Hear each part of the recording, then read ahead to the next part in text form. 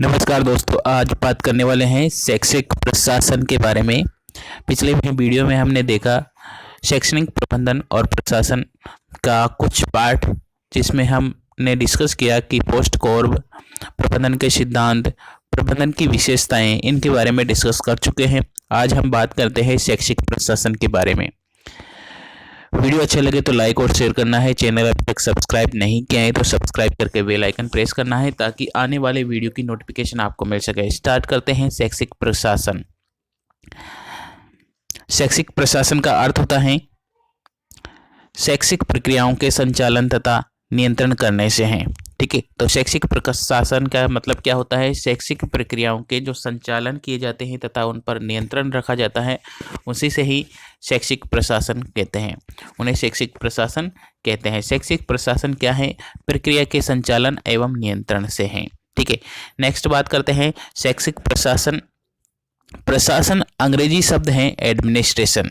अंग्रेजी शब्द का एक रूपांतरण है एडमिनिस्टर मतलब होता है प्रशासन। ठीक है, हिंदी में प्रशासन और अंग्रेजी में एडमिनिस्टर, ये दो लैटिन शब्द से बनकर हैं। एड और मिनिस्टर, एडमिनिस्टर। ठीक है, एडमिनिस्टर, इसका क्या अर्थ होता है? कार्य करवाना, सेवा करना, देखभाल करना या व्यवस्था करना। ठीक है, तो आपको पूछा जा सकता है क्वेश्चन में कि एडमिनिस्टर का मतलब क्या होता है? तो कार्य करना है, सेवा करना है, देखभाल करना है या व्यवस्था करना है। आगे बात करते हैं। प्रशासन में शासन और सेवा दोनों का ही समावेश होता है। वर्तमान में प्रशासनिक स्वरूप को ही प्रबंधन कहा जाता है। ठीक है, नेक्स्ट बात करते हैं भारत के शैक्षिक प्रबंधन के स्तर। तो शैक्षिक प्रबंधन के 3 स्तर हैं, केंद्रीय स्तर, राज्य स्तर और स्थानीय स्तर। तो भारत में शैक्षिक प्रबंधन के कितने स्तर हैं? क्वेश्चन आ जाए तो आपको बताना है। 3 स्तर हैं। कौन कौन से हैं? केंद्रीय स्तर, राज्य स्तर और स्थानीय स्तर। स्थानीय स्तर। ठीक है, नेक्स्ट बात करते हैं।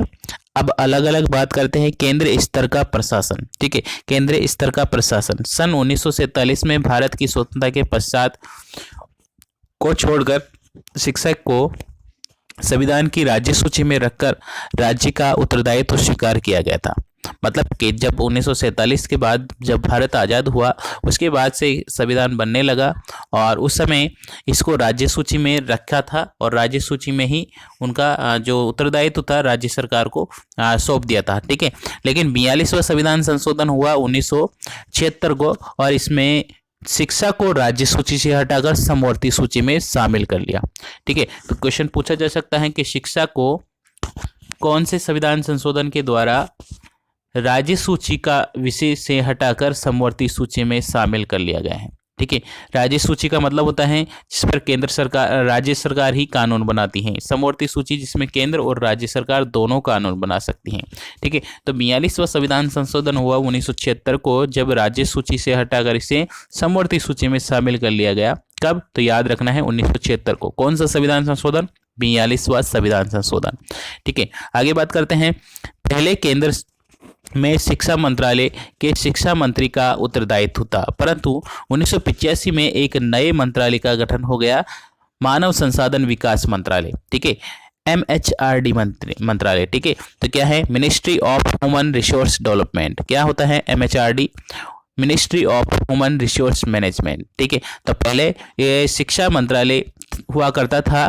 ठीक है, और शिक्षा मंत्रालय में उसका उत्तरदायित्व होता था। MHRD मंत्रालय कब बना? तो ये बना है 1985 में। 1985 में MHRD मंत्रालय का एक विभाग होता है, शिक्षा विभाग। ठीक है, उसी के अंतर्गत ही शिक्षा का रखरखाव, देखभाल, उनके लिए नीतियां निर्धारण की जाती है। ठीक है, नेक्स्ट बात करते हैं उस केंद्र स्तर पर प्रशासन का संरचना। तो केंद्र स्तर पर प्रशासन की संरचना आपके सामने दिखाई दे रहा है। मानव संसाधन मंत्रालय होता है MHRD, इसका एक विभाग होता है शिक्षा विभाग। उसकी विभिन्न इकाइयां आपके सामने दिखाई दे रही हैं। तो ये सब विभिन्न इकाइयां ही शिक्षा का प्रबंधन, शिक्षा का प्रशासन, शिक्षा का मैनेजमेंट करती है। ठीक है, तो वो है केंद्र। पहली है केंद्रीय शिक्षा परामर्श मंडल, central advisory board of education, CABE। ठीक है, द्वितीय है अखिल भारतीय प्रशासनिक सेवा परिषद, all India council of elementary education, AICDEP। Double C, ठीक है। अखिल भारतीय माध्यमिक शिक्षा परिषद, ऑल इंडिया काउंसिल ऑफ सेकेंडरी एजुकेशन, ठीक है। फोर्थ है विश्वविद्यालय अनुदान आयोग, यूनिवर्सिटी ग्रांटेड कमीशन, ठीक है। और अखिल भारतीय प्राधिकरण शिक्षा विभाग, all India council for technical education.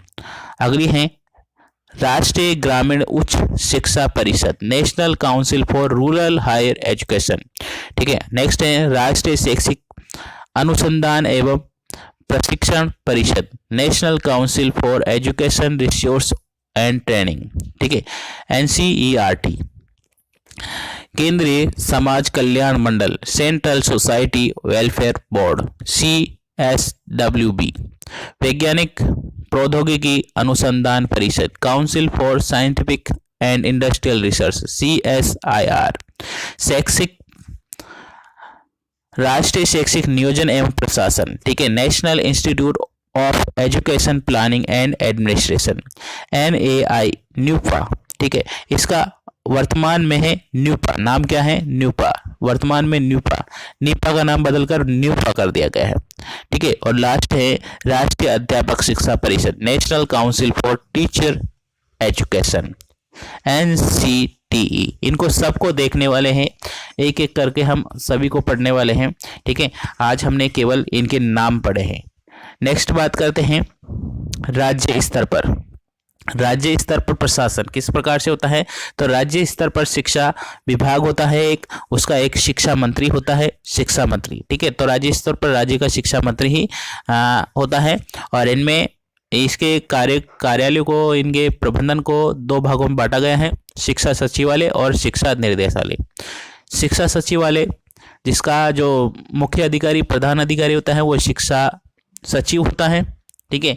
इसका कौन होता है, शिक्षा सचिव होता है। और शिक्षा निर्देशालय का शिक्षा निर्देशक होता है, ठीक है। शिक्षा सचिव का क्या कार्य है, तो शैक्षिक नीतियों का निर्धारण करना, उनका अनुसरण का प्रयास करना, ठीक है, उनका अनुसरण का प्रयास करना होता है। इसका मुख्य कार्य क्या होता है, सरकार व शिक्षा संस्थानों के मध्य संपर्क स्थापित करके शैक्षिक नीतियों का पालन को सुनिश्चित करना, ठीक है। तो ये राज्य स्तर पर इसमें शिक्षा विभाग का कार्य होता है। नेक्स्ट बात करते हैं स्थानीय स्तर पर। तो स्थानीय स्तर पर भी देख लेते हैं। स्थानीय स्तर पर प्रशासन, स्थानीय स्तर पर शैक्षिक प्रशासन का मुख्य प्राथमिक शिक्षा होता है, ठीक है। तो शैक्षिक स्तर का प्रशासन का संबंध मुख्य स्तर किससे है, प्राथमिक शिक्षा से है। तो प्राथमिक स्तर पर प्राथमिक शिक्षा से है, ठीक है। तो स्थानीय स्तर पर भी दो भागों में हम डिवाइड कर देते हैं प्रशासन को, एक होता है पंचायत राज और एक होता है प्रारंभिक शिक्षा विभाग। पंचायती राज पर 3 स्तर हैं, जिला स्तर, पंचायत स्तर और ग्राम पंचायत स्तर, ठीक है। तो जिला स्तर पर क्या होता है, CEO होता है और मुख्य अधिकारी, और पंचायत स्तर पर होता है BDO, ठीक है। और ग्राम पंचायत स्तर पर होता है PDO, ठीक है। नेक्स्ट होता है प्रशासनिक जो प्रारंभिक शिक्षा विभाग होता है, उसमें भी 3 स्तर हैं, जिला स्तर, पंचायत स्तर, ग्राम पंचायत स्तर, ठीक है। जिला स्तर पर होता है DEEO, ठीक है। और पंचायत स्तर पर होता है BEEO, ठीक है। और ग्राम पंचायत स्तर पर होता है PEEO, ठीक है। तो ये एडमिनिस्ट्रेशन था, जो प्रशासन होता है उनका प्रशासन था, ठीक है। तो वीडियो अच्छा लगा है तो लाइक और शेयर करना है। चैनल अभी तक सब्सक्राइब नहीं किया है तो सब्सक्राइब करके बेल आइकन प्रेस करना है ताकि आने वाले वीडियो की नोटिफिकेशन आपको मिल सके। थैंक यू, धन्यवाद।